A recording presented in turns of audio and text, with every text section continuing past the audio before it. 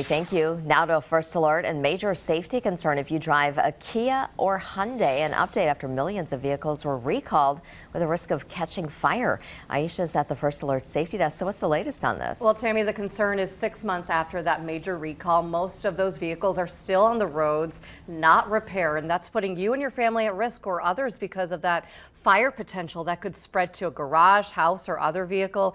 In September, Hyundai and Kia issued a recall of 3.4 million of its vehicles, both of those companies, with that ominous warning to park the vehicles outside. And this morning, officials are worried for your safety.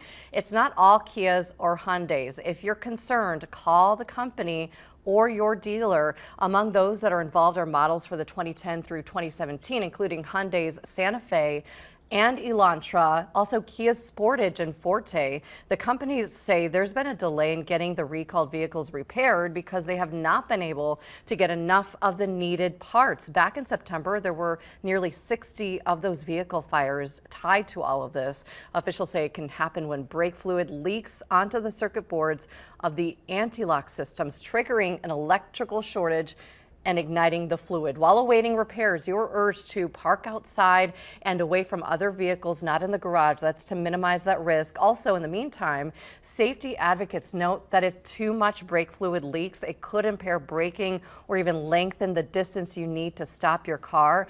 The long delayed repairs mark the latest in a long series of recalls involving engine fires on Hyundai and Kia vehicles. About 13 million of their vehicles have been recalled for engine problems since 2010. Steve.